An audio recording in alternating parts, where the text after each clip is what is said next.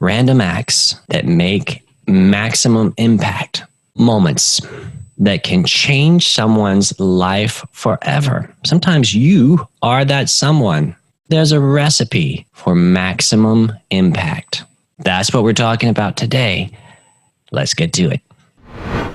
You've heard of unconditional love, but have you heard of the secret to unconditional happiness and allowing more into your life? More wealth, more success, and more love. More freedom in your life right now. Welcome to the Happy Bar with Israel Savage.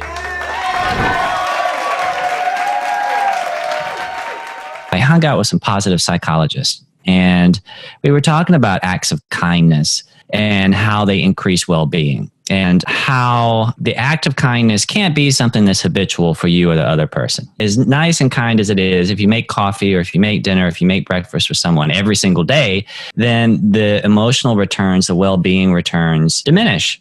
And so there was an invitation from the person leading the discussion to perform 5 acts of kindness in one day, just to pay attention to them, notice them, and see what the effects are, see if it would increase your well-being. And so I did that. And what was interesting is that I didn't really have to do anything special because I was already performing these random acts, I noticed. And that's actually why I remembered to do the exercise. I thought, that would be a random act of kindness that I just did. Maybe today should be the day that I actually focus on it and see what the effects are. They were simple things. You know, there was a bake sale that my kids had at their school, and I knew it would encourage them to buy something, but I'm not really having a lot of carbs this week. And that's all it was, cookies, cakes, you know. But I thought, well, let me buy it anyway. I know I could have given it as a donation, but that didn't encourage the little sellers who were there with their little goods. They didn't want the money in the pot. They wanted to be able to slice the cake and give me an extra big piece. That was what they wanted. But I didn't want to eat it. I truly didn't. And so there was a brand new secretary at the school, and I took it to her. I said, welcome to the school. And so that's 2 acts of kindness for the price of 75 cents. Money well spent. Also, in just a weird confluence of event, I was sharing a kind act that someone had done for me in high school. And on our way back from North Carolina, this is somebody I haven't seen in decades. On my way back from North Carolina with my family, who do I bump into but Chip Brown from my homeroom class that sat in front of me, who did this random act of kindness for me that I was just sharing about and hadn't seen him in decades. Right on cue. Now, I would never have recognized him because Chip has changed. Like we all have. However, there was something vaguely familiar about his mannerisms. And I know how the universe works. And I said, well, that's got to be Chip Brown, right on cue. It's got to be him. Sure enough, it was him.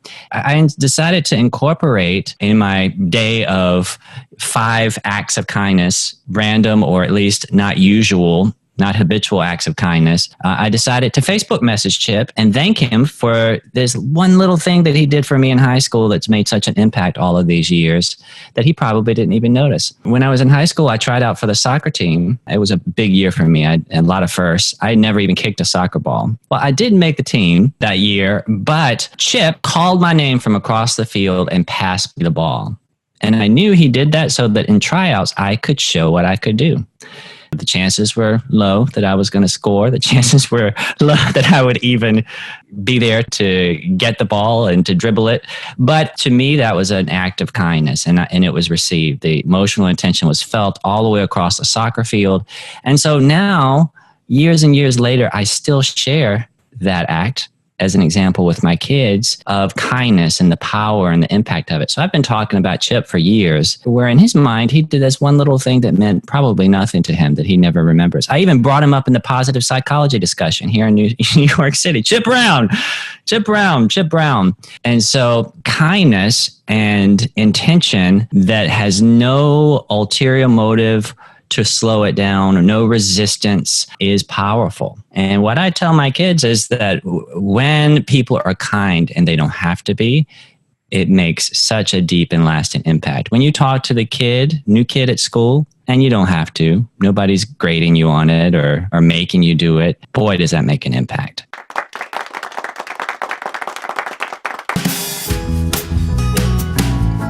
If anything in this episode resonated with you, take a moment to subscribe and then share it with just one person.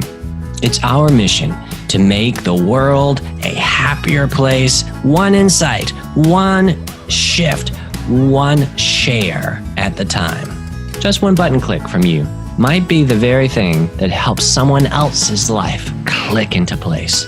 Until next time. Remember, if you'd like more tips on this topic, then go to the link posted in the description of this broadcast.